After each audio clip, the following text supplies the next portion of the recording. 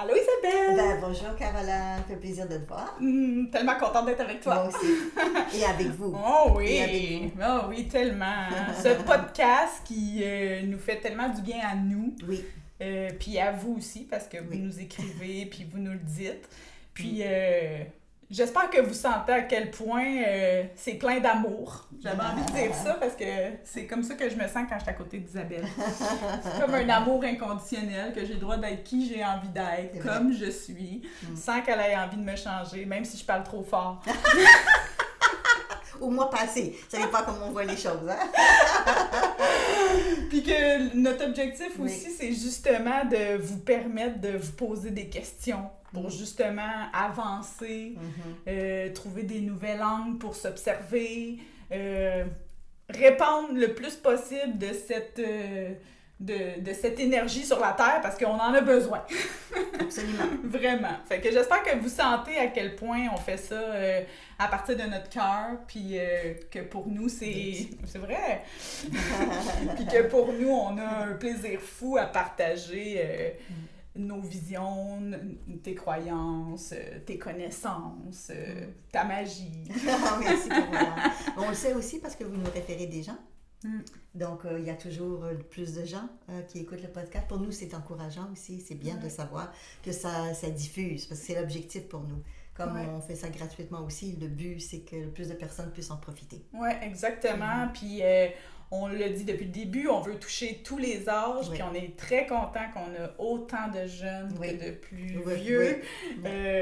Donc, on trouve ça fabuleux. On essaie d'adapter notre langage pour que les jeunes puissent nous comprendre aussi, puis que des fois, ça soit pas trop mental, des termes compliqués. Donc, c'est pour ça que je dis que j'espère que vous sentez que c'est avec le cœur, parce qu'on essaie vraiment de vulgariser les choses, de donner des pistes de réflexion, ouvrir des possibilités, parce que pour nous, tout est possible. C'est vrai.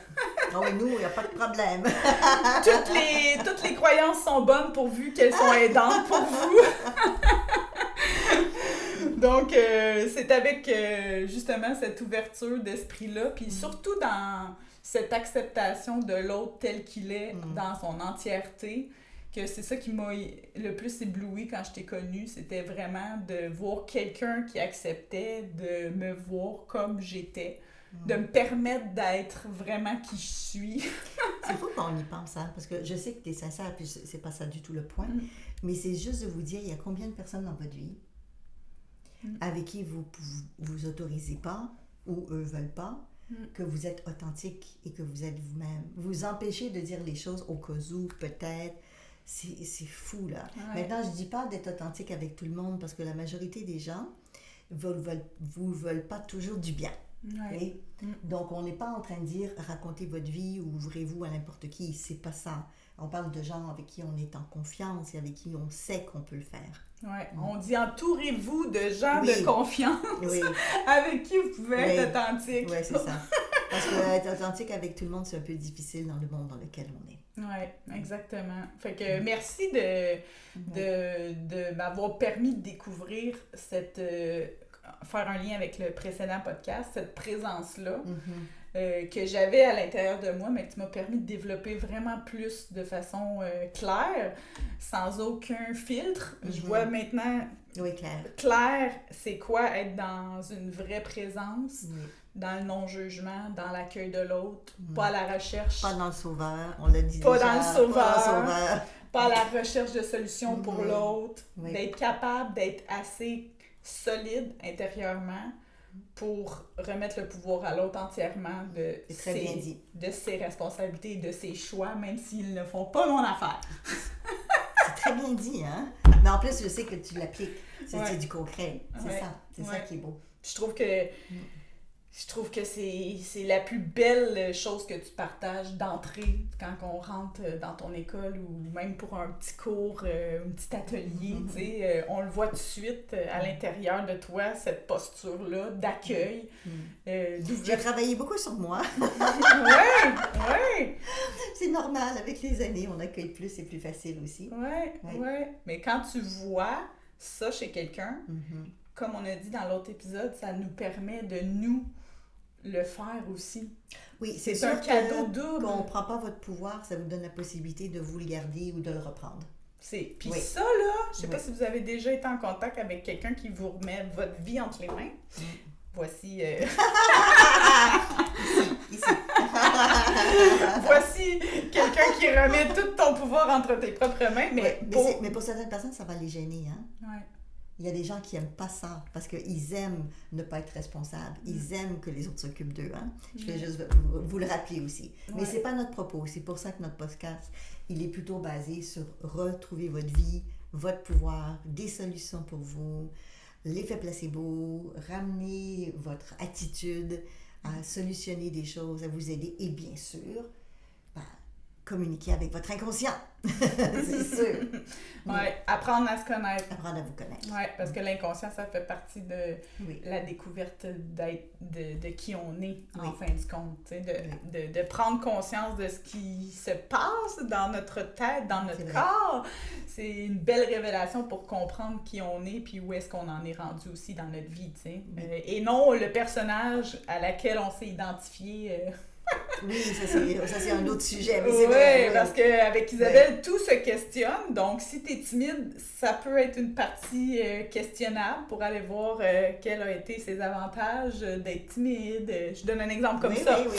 Fait que il n'y a plus de fuite possible. Il n'y a que des questions puis des réponses possibles. Puis c'est fascinant à quel point qu'il y a peut-être toujours un petit avantage à tout ce qu'on fait, parce qu'on l'a dit. On appelle ça l'intention en arrière du comportement. On n'est pas stupide, donc c'est intéressant de voir que la vie, elle peut être bâtie sous cet angle-là, parce que justement, il y a tellement de choses inconscientes qui se passent à tous les jours qu'on n'a pas conscience que quand on s'y arrête puis on observe, on réalise que c'était utile ça. Oui, ça a été. Des fois, ça a été, ça l'est plus. Ou des fois, on prend conscience que c'est encore utile, mais qu'on voudrait peut-être le faire différemment. Parce qu'il y a des comportements qui sont jugés inadéquats par nous, pas juste par les autres, mais qui ont eu leur utilité. Je pense à des dépendances en particulier, mais qu'on peut très, très bien aller chercher, je ne sais pas, plus de calme, de bien-être, de sérénité, de libérer notre colère, notre frustration, parler, échanger, se positionner, toutes des choses qu'on a déjà discutées. Oui. Donc, travailler sur soi, prendre sa place, toutes des choses qu'on a déjà dit. Oui, ça fait un lien avec l'épisode précédent, le thème qu'on veut aborder aujourd'hui. Oui. Quand on a dit, dans le thème précédent, on a parlé beaucoup de ne pas être dans le sauveur et tout ce que ça implique d'être capable de remettre le pouvoir entre les mains de l'autre pour que lui puisse ses responsabilités et faire ses propres choix, même si ces choix-là, c'est pas les miens. Oui. Mais d'avoir cette capacité-là de prendre ce qui nous appartient puis de remettre à l'autre ce qui lui appartient, qui est pas facile, puis qui est une des premières activités qu'on vous suggère de faire si vous voulez voir une transformation dans votre vie. Complètement. Et là, ça fait le lien avec la thématique d'aujourd'hui que je voulais qu'Isabelle nous explique, parce que moi, quand j'ai appris plus de détails sur ce thème, c'est pas les réponses auxquelles je m'attendais nécessairement. Ce n'est pas ce que j'avais entendu, ce qui est populaire, ce qui est véhiculé comme message. Puis, on dirait que ça a comme un petit peu le lien avec le sauveur. Parfois, du fameux thème des flammes jumelles. Des âmes sœurs.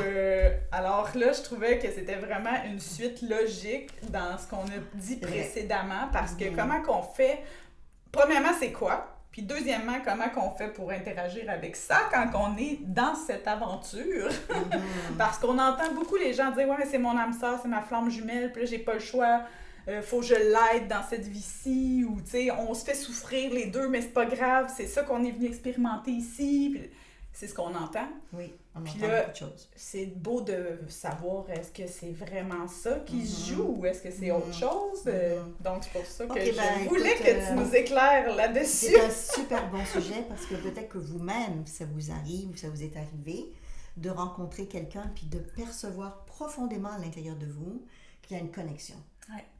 Puis que c'est pas n'importe quelle connexion, c'est une connexion d'âme à âme. C'est pour ça qu'on appelle ça des âmes jumelles ou des âmes sœurs. C'est pas la même chose, mais je vais l'expliquer. Ouais. On ressent une connexion comme un appel, comme si c'était un double de nous ou quelqu'un avec qui on est connecté à quelque chose de tellement profond. Des fois, ça peut être un rappel de vie passée. On sent qu'on a déjà vécu plein de choses avec cette personne-là. Mais il y a aussi autre chose qui vient avec et que tu as nommé. C'est aussi, qu'est-ce qu'on va en faire? Ouais. Donc, est-ce que ça veut dire que... Puis est-ce que c'est toujours souffrant? Oui, c'est ça. Parce que c'est populaire comme... Oui, on s'est vu, on se rend compte, mais mon Dieu, c'est compliqué, c'est difficile. Mais ça se révèle aussi avec n'importe quel couple, en passant, là. Flamme jumelle ou pas, là. Est-ce que je dois rester avec? Est-ce que je souffre assez? Est-ce que je dois arrêter? Est-ce que... Mais avec les âmes jumelles, il y a une connotation encore plus difficile dans le fait de dire « je vais arrêter de souffrir » ou « je vais prendre ma décision » parce que on a une compréhension que c'est un acte divin. On s'est revus, on s'est retrouvés parce que ça devait être. Ouais. Parce qu'on a vraiment quelque chose d'important. C'est pour ça qu'on s'est reconnecté. C'est ça le sentiment. Oui. Souvent véhiculé, les gens disent je l'ai reconnu. Et c'est ça. On s'est reconnu. On oui. sait qu'on est fait pour être ensemble. Oui. On sait qu'on est dû pour travailler ensemble. Oui. Tu sais, les gens vont souvent dire ça, mais c'est profond, là. C'est un chamboulement intérieur de reconnaissance. Puis comme tu as dit, c'est tellement profond, c'est comme de âme à âme. C'est inexplicable. Mais ça se ressent vraiment fort. Puis c'est comme, parfois les gens, puis tu pourras expliquer, c'est comme s'ils sont reliés à cette personne-là, peu importe où elle est. À partir du moment où ils se sont retrouvés, là, il y a comme un... Oui, il y a un lien très fort. Ouais. Oui, la personne, peu importe où elle est sur la planète, l'autre peut la ressentir, imaginer toutes sortes de choses. Donc, on va aller dans les explications juste pour que vous compreniez un petit peu plus, parce qu'il y a beaucoup de choses qui sont dites, qui pour moi ne sont pas tout à fait justes dans le sens de je dénigre pas ce que les autres pensent, mais ça n'a pas été mon expérience. C'est plus ça que je vais dire. Exact. Pour moi, ce qu'on appelle une âme sœur, ça le dit bien, c'est une autre âme, mais avec lesquelles on a beaucoup d'affinités comme familiales. Donc, ça veut dire quoi? Ça veut dire qu'on a déjà vécu ensemble, on a déjà été très proches, on a pu être mariés femmes, on a pu être frères et sœurs, on a pu être enfants-parents. Et on a vécu pas mal de vies tellement connectées, même ça peut être une seule vie, mais tellement forte, qu'on s'est dit, on va se revoir. Parce qu'il y avait des choses intenses. L'intensité peut venir d'un grand amour, mais l'intensité peut venir de grands challenges de vie. Des fois, on se soutient dans la souffrance, on se cède à travers des défis, des difficultés, puis des fois, on veut se revoir parce qu'on s'est tellement aidé ou parce que l'autre nous a beaucoup aidé puis qu'on a une dette. Ouais, on veut rendre l'appareil. Ouais. C'est ça. Qu'à notre tour, on veut prendre soin de cette personne-là. C'est exactement ça. La remercier. C'est exactement ça. Dire merci, l'aider, payer ce qu'on imagine qui pour nous est ce qu'on lui doit finalement. Il n'y a pas grand monde qui aime ça que quelqu'un l'aide sans faire quelque chose en retour, habituellement. Même si ce n'est pas quelque chose de monétaire, ça peut être prendre soin, ça peut être faire un petit repas, un petit quelque chose de spécial. Mais là, quand on est dans l'âme sœur, c'est pas nécessairement la même chose pour moi qu'une flamme jumelle. Parce que dans le mot jumelle ou jumeau, il y a en même temps et il y a double. Donc pour moi, une flamme jumelle, c'est plutôt notre âme à nous qui est aussi incorporée dans le corps de quelqu'un d'autre. Donc c'est pas la même chose que deux âmes séparées qui se retrouvent parce qu'ils ont déjà vécu ensemble ailleurs. Là, c'est comme une coupure d'âme, ben pas négatif, là, mais donc l'âme, c'est une division, c'est ça, qui va s'incarner dans deux corps distincts, mais c'est la même âme, d'où l'idée du jumeau, jumelle, surtout authentique, plus dans ce sens-là. Mais la majorité des gens, quand on parle de flamme jumelle, ils parlent d'amoureux ou d'amoureuses. Ouais. C'est ça qu'ils veulent dire. J'ai retrouvé mon âme qui me fait vibrer. Je sais que c'est avec elle que je dois faire ma vie. Ou je sais que c'est l'amour de ma vie et tous les autres vont être pâles à côté, par exemple. Mais moi, c'est pas la même définition. Ça, pour moi, c'est plus une âme sœur.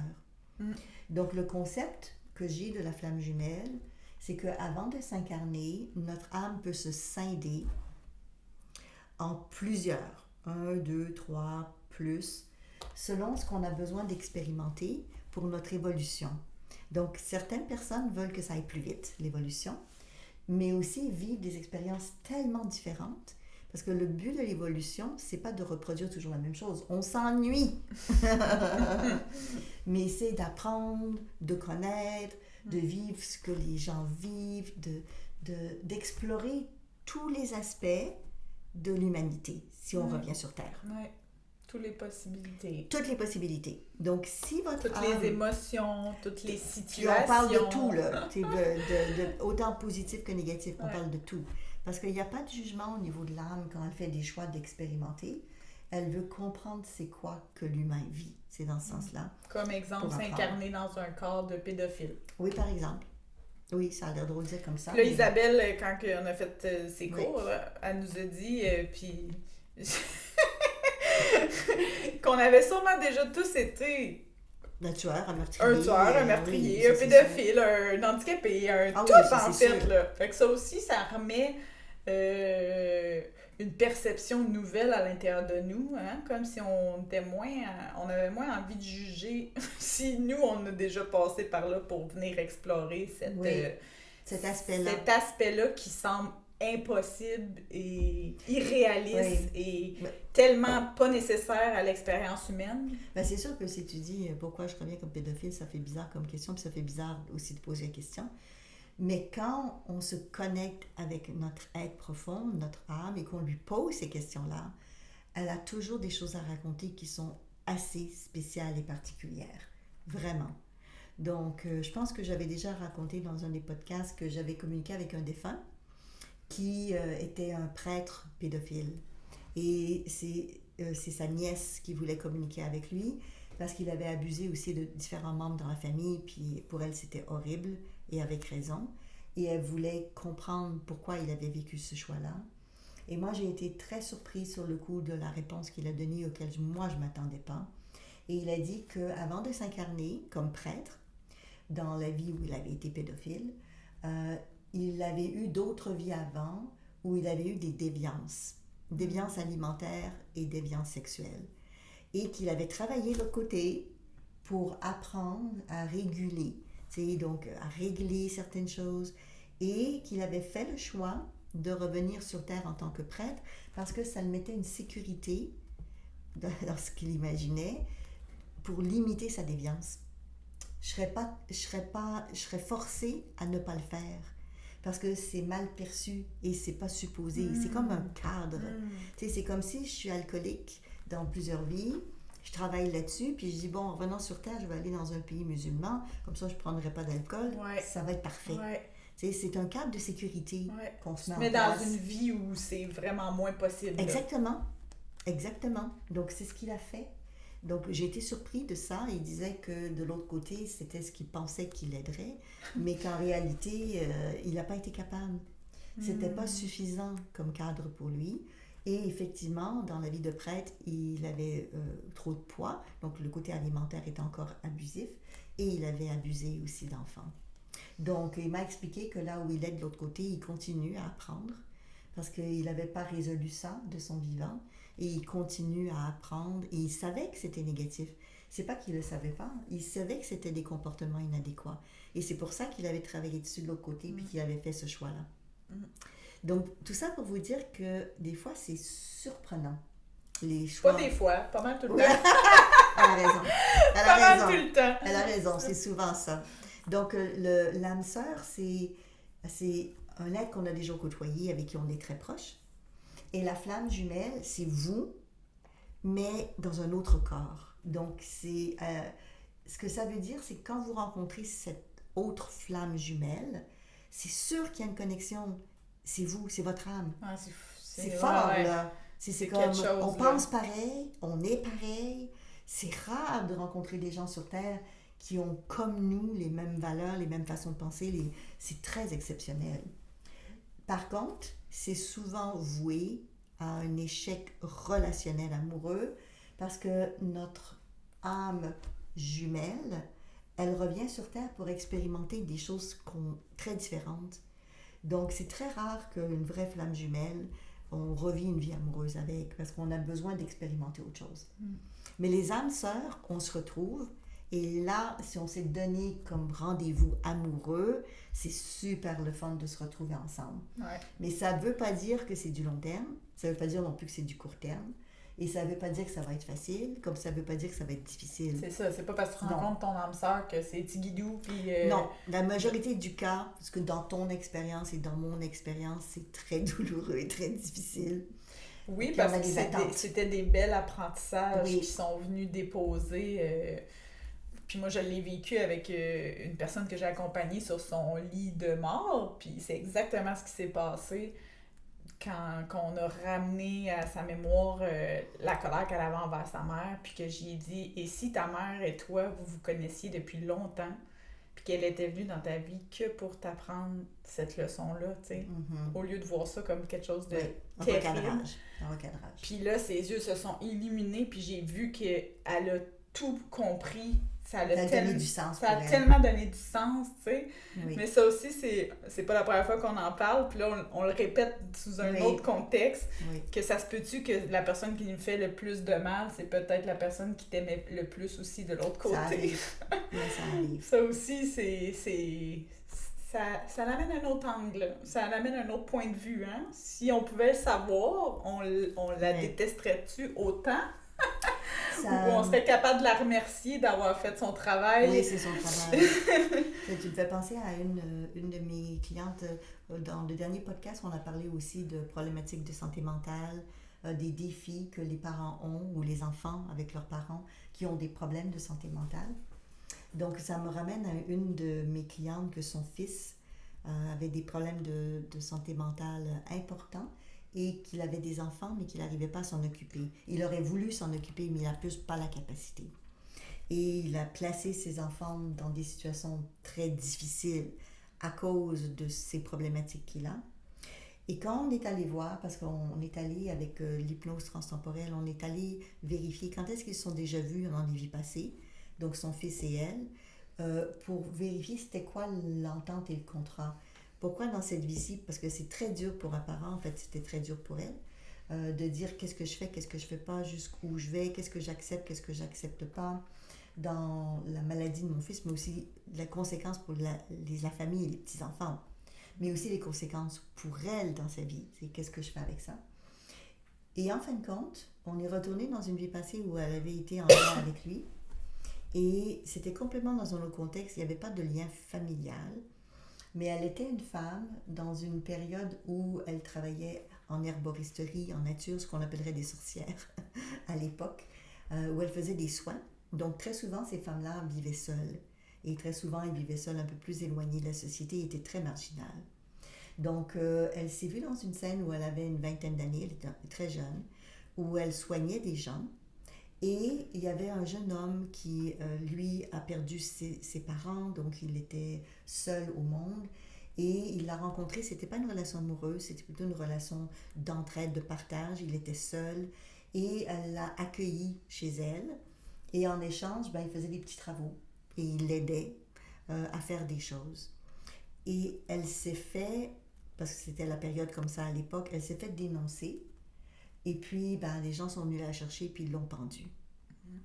Donc, lui, à l'époque, il s'était occupé d'elle pendant un certain temps. Et là, je lui ai dit, OK, est-ce que c'est parce qu'il s'est occupé d'elle comme ça il y a un certain temps qu'il a décidé de revenir avec elle dans cette vie-ci? Et en fait, c'était pas tout à fait ça. Il y avait autre chose plus loin encore. Donc, on est retourné dans une autre vie plus loin. Et dans l'autre vie plus loin, elle s'est vue, donc elle, à l'époque, elle s'est vue en train de tuer plusieurs personnes de manière consciente et volontaire, sans aucune compassion, et pour bénéficier de son propre ego, donc pour elle, pour avoir du pouvoir, si vous préférez. Et là, elle a tout de suite compris qu'elle avait des choses à payer pour, donc ce qu'on appelle le karma, un rééquilibrage, une dette, et que tous ces gens qui sont morts à l'époque, ce sont des gens pour qui elle a eu des dettes dans les vies passées. Donc, ce qu'elle a compris, en fait, à travers ça, c'est que les vies qui ont suivi, la vie où elle a été pendue en tant que sorcière, elle a été pendue par des gens qu'elle avait tués avant. Donc, pour elle, ça a été comme une acceptation de je comprends pourquoi j'ai vécu ça difficilement. Et dans les personnes qui ont voulu l'aider à régler son karma, parce que à régler son karma, elle a rencontré donc des gens qu'elle avait blessés dans des vies passées, ça c'est sûr, pour libérer tout ça, mais elle avait aussi ce jeune homme dans la vie où elle était sorcière qui est venu puis qui l'aimait sincèrement, mais pas d'amour sexuel ou autre, mais comme sœur. Et quand elle est décédée, et quand lui est décédé, il a quitté la terre, il a dit « Je vais revenir t'aider parce que tu as un karma très lourd à régler. Et tu en as pour plusieurs vies encore à le régler parce que tu avais tué vraiment beaucoup de personnes.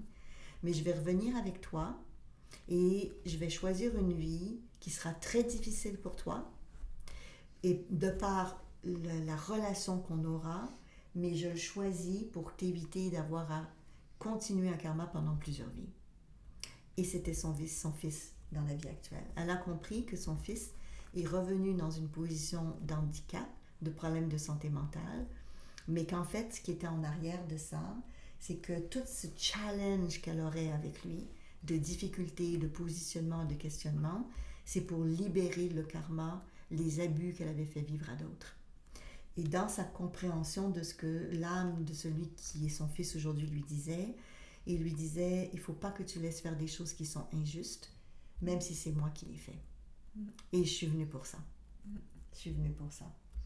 Ouais, tu sais, des choix difficiles d'aller à l'encontre de tes valeurs, de dénoncer ton fils, c'est ça, par parce exemple. que c'est ce qu'elle a compris qu'il fallait qu'elle fasse. Quand c'est des gros choix profonds, difficiles comme ça, ben des fois, c'est ça, ça pourrait être relié à une recherche de méostasie, mais cette fois-ci dans l'univers avec les karmas et les dettes.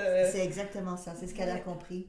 Et puis après, je lui ai posé des questions, j'ai dit, est-ce que tu veux, toi, que ça aille aussi vite que ça? Parce que c'est peut-être trop, là, trop intense. Parce que je lui ai dit, tu peux prendre 3-4 vies encore si tu veux pour le résoudre, si tu peux, là. Elle a dit non, j'ai compris qu'il était là pour m'aider, même si c'est très pénible dans le concret, mais que je suis plus inquiète dans le concret de le décevoir ou de le blesser ou de le perdre, parce que c'était une entente, et c'est une entente qu'on a ensemble. Donc, elle a compris qu'il fallait qu'elle, dans son cas, qu'elle appelle la protection de la jeunesse pour protéger ses petits-enfants de cette situation vraiment compliquée et qui était néfaste et dangereuse pour eux. Après, je l'ai fait projeter dans le futur et je lui ai dit, il se passe quoi avec tous ces choix-là et ces décisions? Et là, elle m'a dit, je vois que mes petits-enfants sont avec moi chez moi. Donc, comme si dans un futur possible, parce que c'est juste un futur possible, c'est pas nécessairement le futur. Oui, c'est une possibilité. Puis il y avait la possibilité qu'elle récupère les petits-enfants à sa charge avec les décisions qu'elle avait à prendre pour replacer des choses pour les protéger, par exemple. Puis ça lui convenait. Elle dit, si c'est ça, je suis prête à vivre ça et ça sera ce qui va être là. Pas pour être sauveur, pour le terme qu'on a déjà utilisé, mais pour être dans le sauvetage, qui n'est pas la même chose. Si tu es sauveteur et qu'il y a quelqu'un qui se noie, tu vas aller chercher, c'est ta job. Et ses petits-enfants l'avaient choisi pour aller dans ce sens-là aussi. Puis on a communiqué avec l'âme de ses petits-enfants. C'était ma prochaine question. Pour savoir, eux, ils sont où, comment, pour quelles raisons ils ont choisi ça. Donc, il y a beaucoup d'âmes avec qui on a déjà vécu dans des vies passées. Des fois, c'est des nouvelles âmes qu'on rencontre dans cette vie-ci, mais quand on parle d'âme sœur, c'est toujours cette connexion avec une âme avec qui on a vécu quelque chose de très fort avant. Et c'est pour ça que quand ça revient, c'est lui.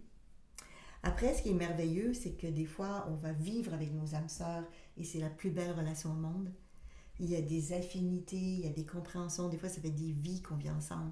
Et imaginez, là, c'est fou, là. On se donne rendez-vous de vie en vie. Moi, c'était ça ma question. Depuis le début, j'avais envie de te poser la question. On peut-tu en avoir plusieurs dans une même vie des âmes sœurs qu'on croise? Oui, on peut avoir plusieurs amoureux, amoureuses. Et on fait un bout de chemin ensemble, puis ensuite, on peut passer à autre chose. Quand la complétude de la raison pour laquelle on se rencontre est terminée, la plupart du temps, on sent qu'on doit passer à autre chose. Même si ça fait juste 2-3 ans ou si ça fait 50 ans qu'on vit avec quelqu'un, à un moment donné, on perçoit, c'est pas juste un inconfort d'être avec la personne, on sait qu'on a fait le tour. On se permet plus d'évoluer. on s'empêche d'avancer, autant l'un que l'autre. Et quand on perçoit ça, c'est là que c'est difficile de dire, OK, je vais dire à la personne soit que je divorce ou que je passe à autre chose. Mais si vous sentez que vous avez fait le tour, c'est probablement parce que vous avez fait le tour. Ouais. Et à ce moment-là, vous pouvez continuer si vous le voulez, mais il faut comprendre que votre évolution ne sera pas la même. Oui, c'est parce que je trouve que parfois, les relations amoureuses, c'est une thématique c'est un sujet important. Qui revient. Hein? C'est un sujet important. Avoir de la difficulté à passer à autre chose après une relation parce que justement, tu avais tellement le sentiment que c'était... C'est l'homme de ma vie, je vais le revoir plus tard. Des fois, les gens vont dire ça. Ça ne fonctionne pas pour maintenant, il faut qu'il fasse son bout de chemin, on va se retrouver plus tard. Ça peut arriver, hein? Moi, je connais des gens qui étaient des amoureux adolescents et qui, 40-50 ans plus tard, se retrouvent et sont très heureux. Ça peut arriver qu'il y a comme une parenthèse. T'sais, on a une évolution à faire, puis on se retrouve après.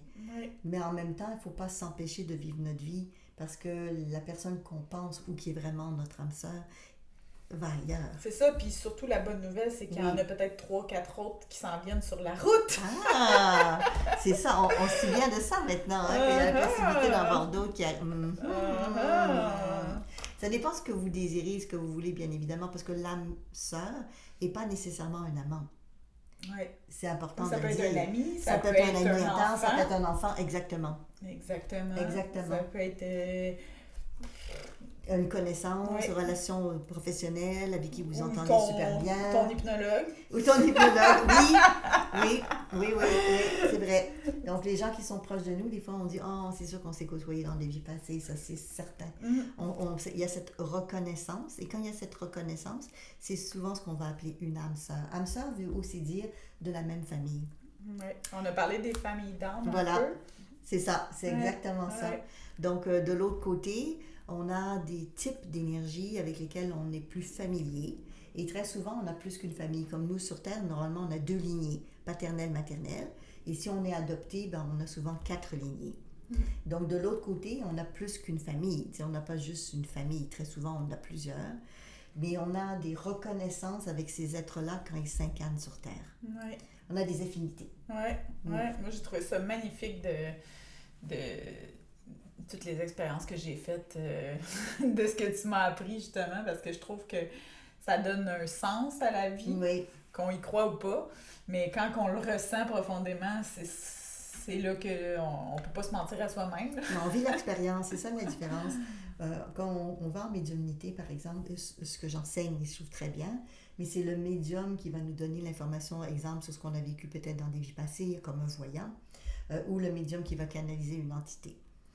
Alors que lorsqu'on fait en hypnose transtemporelle, et c'est toute la différence dans la méthode, c'est qu'en hypnose transtemporelle, on guide la personne à vivre elle-même son expérience. Et j'ai toujours dit, vous m'avez toujours entendu dire ça, qu'entre les deux, ce que je préfère, c'est que la personne vive elle-même son expérience.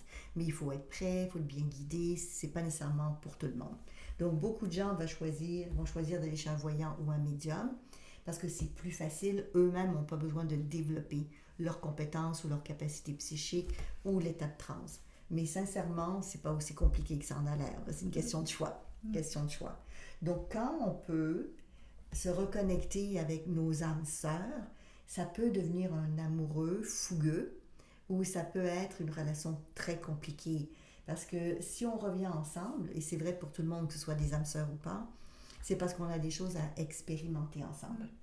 Ça donne un peu plus de logique, justement. C'est la personne qui te fait tant souffrir de son départ, de la rupture, le motadine. Ben justement, tu sais, d'avoir ce regard-là, pour faire comme, OK, c'est fini. C'est difficile à accepter, on le sait. Mais si on peut comprendre ce qui nous a apporté comme apprentissage, qu'on n'aurait pas pu faire autrement que par cet apprentissage violent parfois, là, ben là, après ça l'enlève pas tout la douleur, parce que ça peut c'est une perte. Hein? Oui, ça peut être une perte, mais surtout quand on a eu cette connexion-là, tu sais. C'est pour ça que je trouvais ça intéressant qu'on en parle, parce que souvent, les gens, ils vont essayer de... où ils vont rester avec cette idée-là que c'était que elle, puis il n'y aura plus jamais ils personne. décrocheront pas de cette relation-là, puis ils Oui. s'empêchent de rencontrer un autre âme sœur Oui. ou d'autres expériences qui, en fait, cette personne-là les a préparés à la suite pour qu'ils vivent encore des plus belles choses qui vont s'accumuler, tu sais.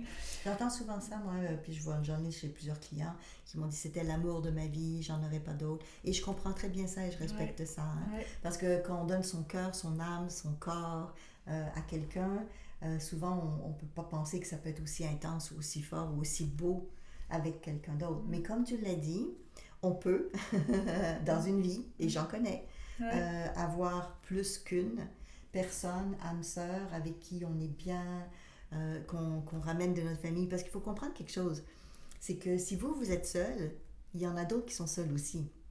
Et il y en a d'autres qui sont comme vous et qui cherchent à retrouver leur âme sœur. Après, vous allez me dire, oui, mais ils sont où? Ils cherchent. Ben, des fois, c'est pas le bon moment, mais des fois, c'est parce qu'on n'a pas libéré le passé. Du genre, si vous croyez encore que vous avez un seul grand amour, c'est difficile pour qu'il y ait de la place pour quelqu'un d'autre dans votre vie, mais c'est pas impossible. Non, la vie est bien faite. Puis l'amour est grand. L'amour est grand. C'est correct de dire que vous avez beaucoup aimé quelqu'un. Il n'y a pas de problème, mais ça ne veut pas dire que vous n'aimerez pas autant, ou peut-être même plus, quelqu'un d'autre qui va, quand votre cœur va s'ouvrir, quand ça va être le bon moment, on va dire. Mais quand on parle de flammes jumelles ou d'âme sœur dans le langage populaire, c'est souvent douloureux, je dois dire. Souvent douloureux. Je sais parce qu'ils se sont comme missionnés ensemble pour créer un apocalypse, non, le feu d'artifice. Le feu d'artifice. Faire un beau chaos. Non, mais c'est la personne elle-même qui s'est dédoublée pour évoluer plus rapidement. Oui. Ça l'explique déjà. Oui, ça explique que c'est douloureux parce que c'est super retrouver une partie de soi. Et en même temps, c'est complexe parce que c'est nous, mais qui apprenons différemment.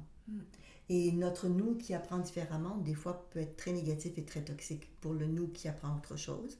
Juste pour qu'on se laisse la place chacun, donc chaque partie de nous, à expérimenter des choses de son côté. J'ai rarement vu, et là je parle de flamme jumelle, j'ai rarement vu une flamme jumelle vivre en même temps que quelqu'un sur un plan amoureux, et là je parle de mari et femme. J'ai déjà vu, ça j'en ai déjà eu dans mes clients, des flammes jumelles, mais père-fille. Oui, c'est ça. Garçon-mère. Oui, ça j'ai déjà vu ça. Donc, ils sont incarnés dans la même famille, pas en même temps, parce qu'il y en a un qui est plus vieux que l'autre, là. Fait que l'âme a décidé de s'incarner plus tard, l'autre partie. Exactement. Puis, par curiosité, j'ai juste envie de te lancer ça. T'as vu combien de divisions t'es déjà arrivé de constater que la personne était divisée en 8 ou... Donc, le nombre de divisions va dépendre de l'intensité énergétique que l'âme a besoin pour vivre ses expériences.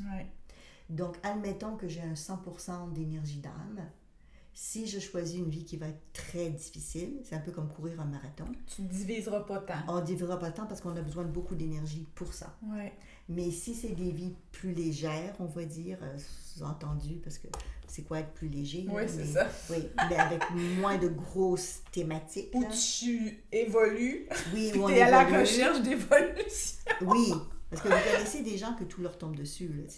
Il y a des gens que c'est vraiment le malheur total dans leur vie. À chaque fois qu'ils tournent à tchoum, il y a quelque chose qui se passe d'épouvantable. Donc, il y a des vies qui sont plus demandantes. Et dans des cas comme ça, l'âme ne peut pas être à 2-3 places en même temps parce qu'elle a besoin de l'énergie pour être capable d'évoluer, comme tu as dit, dans chacune des vies. Parce que c'est le but. C'est le but. Donc, je n'ai pas vu tellement beaucoup plus que 3 scindage d'âme en même temps, mais c'est encore une fois pour une question de challenge de lier avec la vie. Puis est-ce que, exemple, la personne qui s'est scindée en 3, est-ce que automatiquement ils vont se rencontrer dans cette vie-là ou ils peuvent ne jamais se rencontrer non plus? Alors ça, c'est un concept de monde de vie passée ou de monde parallèle. Donc dans le concept des vies passées, qui est un concept, les âmes qui sont flammes jumelles vont se rencontrer quelque part dans la même vie physique. C'est-à-dire peut-être pas, encore une fois, la même année, mais on va se croiser quelque part. On n'aura pas le même âge, mais on va se croiser. Mais si on parle du concept que tout existe en même temps, vous êtes peut-être réincarné, mais là, vous allez dire c'est une réincarnation. Il y a 300 ans, il y a 400 ans, il y a 1000 ans, et peut-être que vous êtes en train de vous réincarner dans 3000 ans dans le futur. Et si c'est vous, c'est votre âme. Donc, c'est le concept de flamme jumelle. Si, en même temps, ou en partie en même temps, il y a votre âme est scindée. Donc, c'est des vies passées si vous êtes dans plusieurs lieux en même temps, même dans les vies parallèles. Mais c'est des flammes jumelles si votre âme est scindée dans des périodes identiques, dans des moments de périodes identiques. Sinon, elle n'est pas scindée, elle est pleine, mais dans des périodes différentes. Oui, exactement, exactement. Ouais, c'est intéressant. Donc, ça arrive. Oui, puis est-ce que automatiquement les flammes jumelles sont dans l'apprentissage contraire d'une chose? Tu sais, j'ai comme l'impression qu'ils sont dans une dualité. Alors, ça peut être complémentaire. Je pense à une de mes clientes. Elle a réalisé, quand son papa est décédé, après que son papa est décédé, mais ils étaient très proches, en même temps très conflictuels, elle a réalisé qu'il était sa flamme jumelle. Et en fait, ce qui s'est passé dans leur cas, c'est qu'il lui a transmis sa mission. Donc, tout ce qu'il avait commencé à faire, qu'il n'avait pas pu finir de son vivant, parce que c'était une flamme jumelle, donc c'était elle, elle a pris sur elle la continuation de ce qu'il avait commencé. Ah oui, c'est la même personne. C'est la même personne. Donc, c'est une belle division, ça, oui. de se dire, regarde, ouais, je ne perdrai pas de temps, elle va te montrer ça. Mais elle n'était pas contente. Non, elle n'était vraiment pas contente. Je peux comprendre que c'est ça elle dit, non, j'ai pas envie, je veux pas faire ça. Mais en fait, elle l'avait accepté, c'est la même âme. Ouais. Donc, mais ils s'étaient scindés en deux dans la même famille parce qu'ils savaient que ce serait compliqué d'accomplir cette réalisation, cette mission-là, qui était aussi en lien avec les ancêtres. Puis comment qu'on fait pour reconnaître une flamme jumelle? C'est quoi la différence du ressenti d'une âme sœur versus une flamme jumelle? Tu sais, comment cette personne-là, on pourrait prendre cet exemple-là, elle a vraiment pu comprendre que c'était la même âme? Oui. Écoute, c'est un peu compliqué, mais je vais dire, tu sais... Ça doit être différent aussi pour chaque personne. Oui, c'est sûr que c'est différent pour chacun. Chaque contexte et tout, là. Oui. Mais mettons, dans cette situation-là, ou quelque chose de similaire que tu as vécu. Tu sais, parce que tu as peut-être entendu parler de ça, vous aussi, vous avez peut-être entendu parler de ça, que des fois, quelqu'un va rencontrer un grand amour et réaliser que c'est son cousin, sa cousine, ou à la limite, son frère ou sa sœur illégitime. Ah, j'aime ça. Mais on s'en rend pas compte sur le coup, mais on a des affinités, parce que c'est tellement inconscient, mais on a des mêmes façons de penser, des mêmes valeurs, des choses à travailler similaires. Donc, bon, évidemment, c'est considéré comme une forme d'inceste, mais des fois, c'est pas volontaire. Des fois, oui, je peux dire que je vais coucher avec mon frère, ça peut arriver.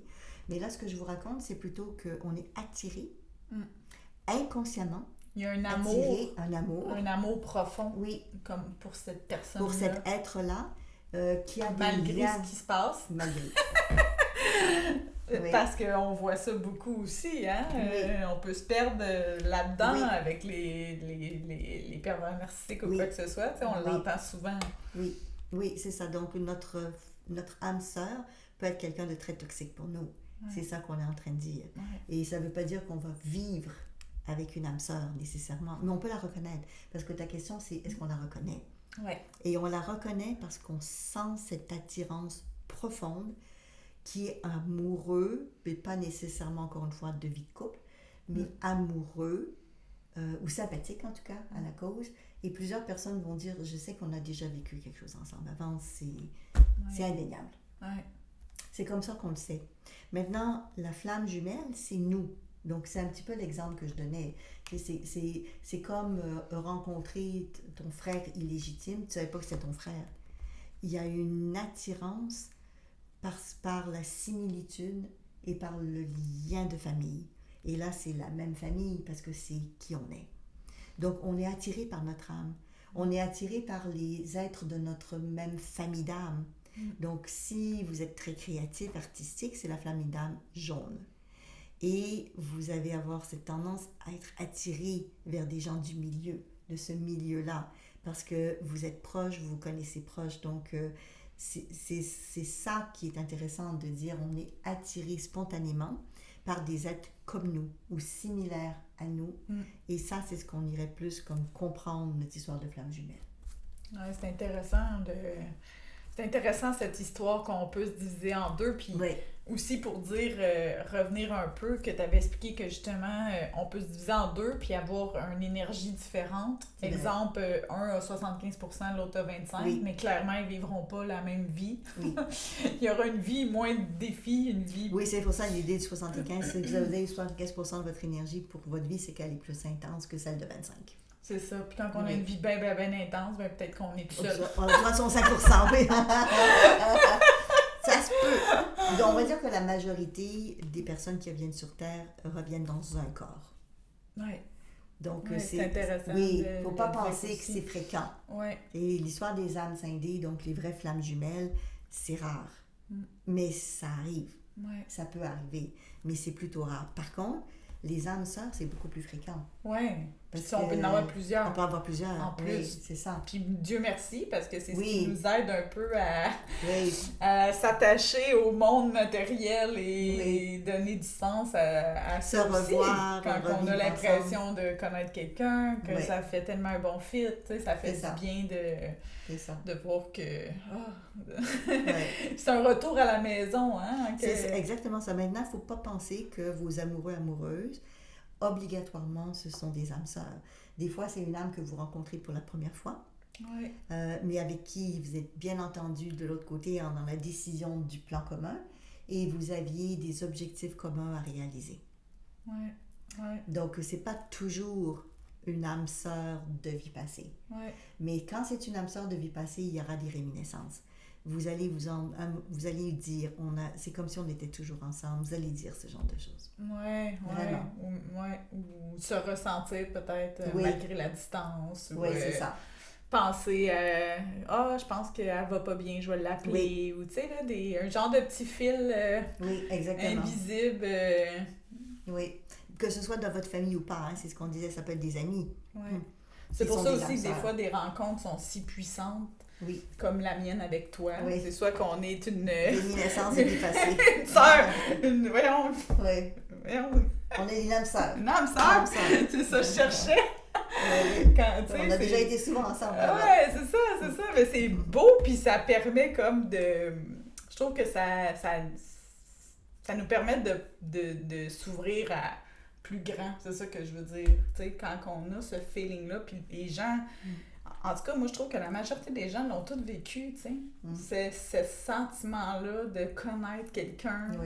Oui, c'est vrai. Oui, je suis sûre que ça vous est arrivé déjà. C'est ça, c'est beau, ça. Oui, même des fois, je pense à une de mes clientes, elle m'a dit qu'elle était en voyage, elle a vu un homme de regard, juste un regard. Il est parti après. Mais dans le regard, elle a eu cette reconnaissance de vie passée. Après, elle a cherché à le retrouver. Et puis malheureusement pour elle, il était décédé. Elle l'a comme vu juste avant qu'il décède. C'est comme s'il lui disait, j'étais là en même temps que toi, mais on n'était pas dû dans cette vie-ci pour être ensemble.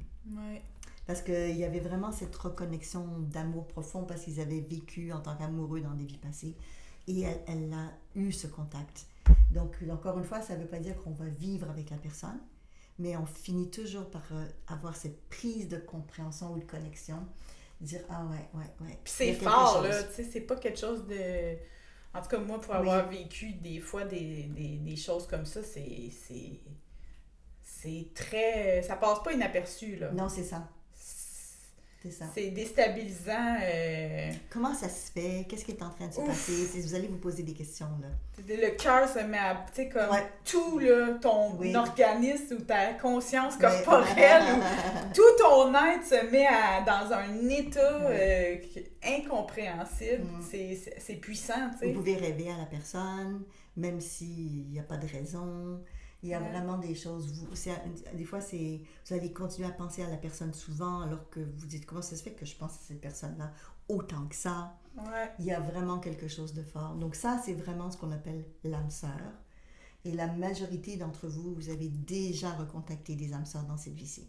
Pour de vrai. Ouais. Donc... Puis des fois, ça peut être le fun parce qu'on marche Oui. main dans la main, mais Oui. d'autres fois, ça peut être moins agréable parce que ça va être la personne qui est venue ici pour nous apprendre un apprentissage dans un contexte douloureux. Il y a toujours des apprentissages, hein. Même quand ça va bien, il y a toujours des choses à travailler. C'est jamais aussi facile que ça en a l'air, c'est ce que je veux dire. Il y a toujours un apprentissage, même quand on s'aime beaucoup. Ouais. Puis l'importance de ce sujet-là aujourd'hui, c'était aussi de dire que non, c'est pas nécessairement une retrouvaille obligatoire puis un chemin long terme. Exactement.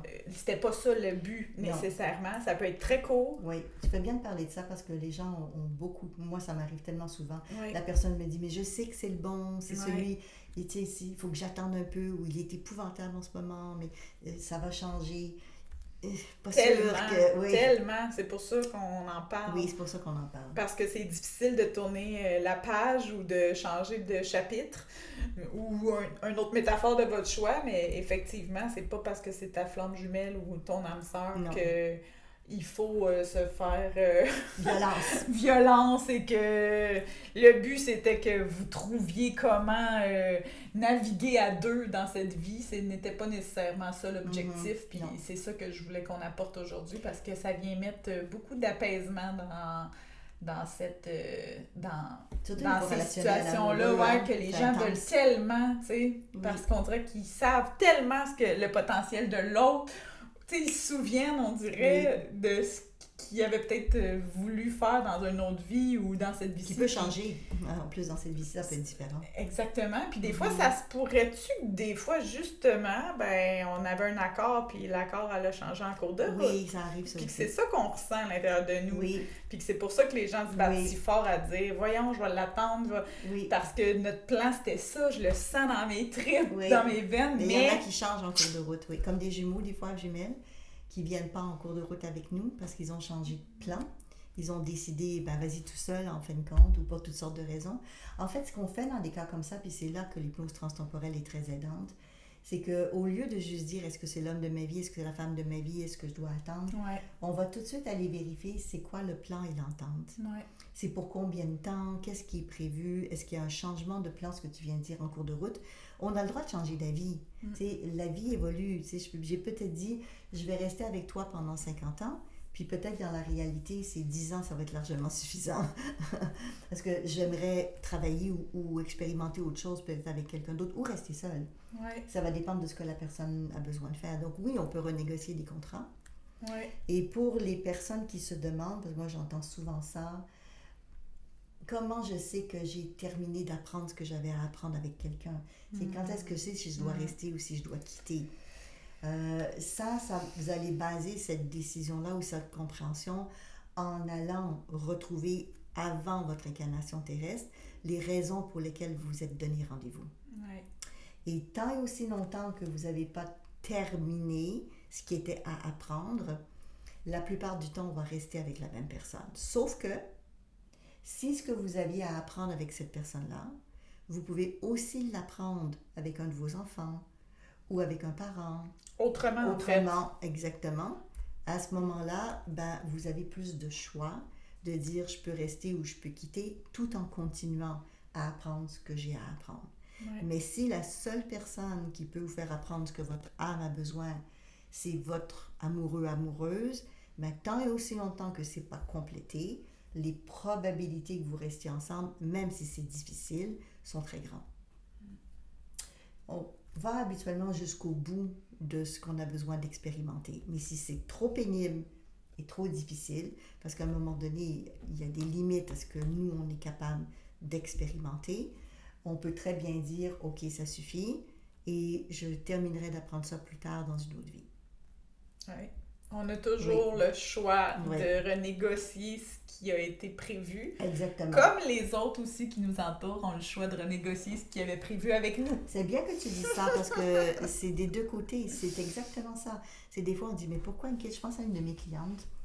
Elle était mariée depuis 30 ans et ça marchait bien sur tous les plans. Au niveau amoureux, au niveau sexuel, au niveau de la valorisation de chacun. Son mari avait une entreprise, ça allait super bien, les enfants. Ça a vraiment été une femme très comblée pendant 30 ans. Et du jour au lendemain, son mari lui a dit « je m'en vais ». Et il est parti avec une femme beaucoup plus jeune. Et sa vie a dérapé, à lui et à elle. Donc, lui, il était en affaire avec un partenaire. Il a perdu sa business. La femme qui était tombée amoureuse a profité et abusé de lui. Son monde a dérapé. Et elle comprenait pas. Elle dit, je comprends pas parce qu'on était bien ensemble, on était amoureux. C'est rare quand tout va bien, à tous les niveaux, à tous les plans. Là. Elle dit, je comprends pas. Il est devenu un autre homme. Mais c'est réellement ça. Ça aussi, c'est vrai. Oui. Les gens peuvent... Oui, on peut changer. On peut complètement se transformer parce on est rendu au moment où on avait besoin d'explorer autre chose. Oui. Donc pour elle, ça a été très dur. Ça lui a pris quelques années à se replacer. Là. Parce qu'elle dit, si ça allait pas, je comprendrais. Ouais. Mais ça allait. Ouais. Donc, puis ça a été une descente en enfer, je dirais, pour les deux. Ouais. Pour elle et pour lui. Mais ça aussi, on peut le vérifier dans le mandat ou dans le contrat.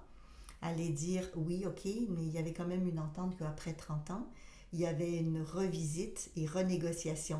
Je re-signe pour 10 ans ou pas. Et là, ça a été non. Mais elle aurait voulu. C'est ça le truc, c'est qu'on n'est pas seul. On choisit pas. On n'est pas seul à décider. Les autres ont le droit à leur choix. Hein? Ça revient à l'épisode précédent. Ouais. D'accepter que l'autre fait ses propres choix, même si ça nous plaît pas. Puis d'être capable d'accepter ça, ça fait partie d'une des grands apprentissages de l'être humain, en fait. Comme accepter que l'autre va peut-être mourir avant nous. Ouais. C'est un autre sujet que j'ouvre, mais c'est dans ces choix difficiles d'âme sœur. Parce que quand on revient avec quelqu'un, la plupart du temps, c'est pour que ce soit bien et pour qu'il y ait une continuation. Et en vieillissant, à un moment donné, c'est difficile d'accepter de vivre sans l'autre ou de continuer sans l'autre. Donc, il faut retrouver aussi cette capacité en dedans de soi de s'aligner avec notre vision, notre mission et d'accepter que l'autre quitte un plan, mais qu'il y a une connexion qui peut continuer aussi à un autre plan. Et ça, c'est un des challenges des âmes sœurs. C'est plus difficile quand on a reconnu notre âme sœur de laisser aller. Ouais. Mais de savoir qu'on va demeurer connecté. Oui. En fait, c'est ça le... C'est ça le truc, mais qu'on a une continuité à vivre sur Terre. Ouais. C'est un challenge aussi. De se voir et de vivre sans la présence physique de cet être qui était aussi une âme sœur. Donc ça, c'est un challenge pour beaucoup de personnes. C'est pour ça qu'on souhaite de s'en avoir mis un petit peu plus qu'un sur notre route. Elle insiste, hein? Elle insiste. Moi, j'ai l'impression d'en avoir ramassé quand même quelques-uns. Oui, donc, puis on a déjà une expérience de vie en arrière de nous. C'est qu'on a eu avant aussi. C'est ça, j'ai espoir qu'on en retrouve aussi quand c'est le bon moment. J'ai comme l'impression que le maître apparaît quand l'élève est prêt, mais je trouve que ça fait un peu ce sens-là, quand justement on a appris, puis qu'on est prêt.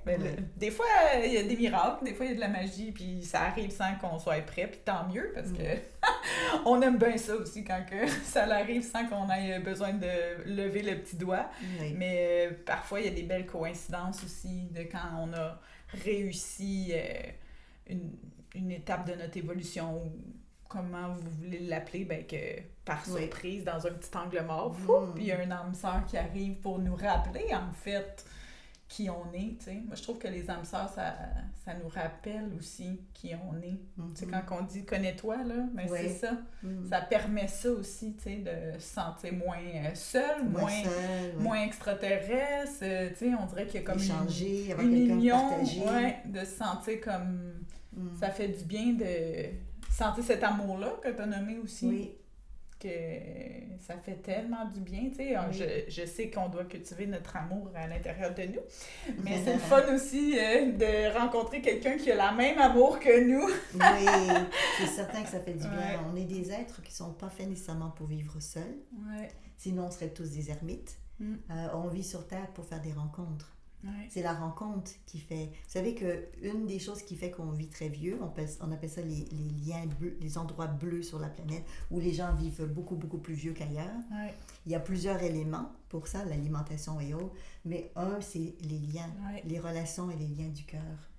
Garder un effet de communauté, un esprit de gens qu'on aime, continuer à échanger avec ces gens-là. Donc, on est totalement d'accord que les âmes sœurs, ce sont ces gens-là qui vont contribuer à notre vieillissement, notre bien-être, parce qu'on va cultiver ce lien et cette raison d'être avec eux aussi. Ouais.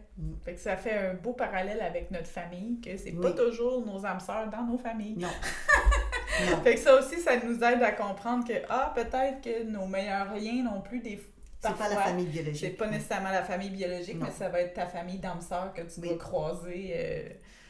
Peut-être dans tes enfants, peut-être dans tes amis, peut-être dans ta belle-mère, peut-être... Ils sont cachés partout. Mais c'est vrai, en plus c'est vrai. Vous allez retrouver des gens avec qui vous avez vécu dans des vies passées, et sans compter vos animaux. Parce que là, on n'a pas parlé de ça aujourd'hui, mais on a déjà des podcasts sur les animaux. Parce que c'est la même chose. Vous avez des âmes sœurs animales. Des animaux avec qui vous avez été très très proches dans des vies passées. Pas nécessairement que dans le rôle de maître animal ou d'humain animal. Ça peut être dans toutes sortes de relations que vous avez vécues, mais que vous faites le choix de vous recroiser dans cette vie-ci. Et ça, c'est beau aussi. Il y a des animaux qu'on a des reconnaissances. On les perçoit, on les ressent. Ils ont les mêmes tics ou les mêmes manies qu'un autre animal qu'on a déjà eu. Ou ça, en dedans, on dit, mais on se connaît depuis longtemps. Même avec l'animal, c'est la même chose. Hein? Oui, vraiment, vraiment. Ah, c'est beau! Oui, c'est beau! C'est beau! Combien d'âmes sœurs avez-vous? Probablement plusieurs. Hein? Puis, pour ceux qui... Si jamais quelqu'un dit qu'il n'a jamais rencontré un âme sœur, eh bien, préparez-vous, parce que, d'après moi, je pense pas qu'on vient s'incarner sur Terre sans rencontrer d'âme sœur. Non. Bon, après, vous savez, c'est un mot, parce qu'on pourrait dire âme frère, là, on s'entend. Oui. Non, c'est juste drôle qu'on dise ça comme ça, mais... Comme ce que tu viens de dire, c'est que c'est certain, en tout cas pour moi, que dans votre vie, vous avez rencontré plus qu'une âme avec qui vous avez déjà vécu avant. Que ce soit parce que ça a été la pire relation de votre vie. La plupart du temps, c'est les choses les plus difficiles qui remontent à il y a plus longtemps parce que c'est des dettes karmiques. Et là, ça veut dire que vous êtes déjà côtoyés, très souvent. Puis ensuite, les plus grands amours, la plupart du temps, c'est des gens qu'on a déjà connus aussi. Donc, il y en a plein de ces âmes sœurs. Faites le tour. Hein? On les invite. Faites le tour autour de vous. Là. Mais je trouve que c'est le fun de se remémorer que telle personne, c'est une âme sœur. Telle personne, c'est une âme sœur. Puis on dirait qu'on peut vraiment le savoir aussi en retournant au début, tu sais, quand tu as vu cette personne-là la première fois. Puis si vous avez le désir de savoir pour quelle raison vous avez été en lien avec cette personne-là, allez en hypnose transtemporelle et là, vous allez pouvoir poser des questions, aller chercher l'information. Vous avez vécu quand, à quel moment, ensemble, quelle période et qu'est-ce que vous avez fait. Oui, parce que comme tu l'as dit plus tôt, parfois nos âmes sœurs sont dans des événements très difficiles de notre vie, mais d'avoir ça à l'esprit que c'était prévu qu'on se recroise puis que tu me fasses vivre ça, ou vice-versa, que je te fasse vivre ça, je trouve que ça l'apaise à quelque part de faire comme OK, tu sais, j'avais vraiment ça à apprendre. Exactement. Puis, ou, tu sais, de pas me culpabiliser, j'avais à faire ça parce que cette personne-là, elle avait besoin d'apprendre cette leçon-là. Tu sais, je trouve que permettre à l'autre de se responsabiliser, comme notre podcast précédent, je trouve que ça fait partie... On fait des liens. Ça fait partie de ça aussi, de voir, d'accepter qu'on ne peut faire des choses à notre âme sœur, puis qu'en retour, lui aussi a pu nous faire quelque chose. Puis qu'est-ce que ça nous a permis de développer chacun de notre côté, cette épreuve-là, dans notre vie. Puis arrêtez-vous, d'après moi, là, c'est des grandes choses. Moi, je trouve qu'à chaque fois, dans les pires situations, il y a eu les plus grands apprentissages d'une vie, donc... La plupart du temps, c'est... On peut faire un Ho'oponopono puis le pardonner, accepter, envoyer de l'amour, lui dire merci. Merci. Sur le coup, c'est pas ce qu'on a envie de dire. Hein? Non. Mais une fois qu'on comprend ce qui est en arrière et qu'on peut apaiser notre âme et libérer les mémoires négatives et garder que l'apprentissage constructif, là, à ce moment-là, on peut vraiment être heureux d'avoir revu certaines de ces âmes-là. Comme nous deux, quand même. Ah oui! Que je t'ai tout de suite reconnue avant même de te voir en vrai. C'est des belles retrouvailles. Des belles retrouvailles, puis des belles reconnaissances, hein? C'est comme, ça réactive je trouve que ça me permet de réactiver en moi plein de choses, puis de créer comme il y a comme un flux énergétique aussi quand on est proche de nos âmes sœurs. J'ai l'impression que c'est comme une recharge énergétique. Et dans notre cas, c'est ça, en tout cas. J'ai l'impression que les batteries, ils virent, la turbine, elle roule quand on est proche d'un âme sœur, du fait qu'on est bien avec ces personnes-là, quand c'est positif, là. Oui. Fait que je vous souhaite de vous brancher souvent à vos âmes sœurs pour vous régénérer. Merci beaucoup, puis écrivez-nous si vous avez des questions. À la prochaine. Bye bye tout le monde.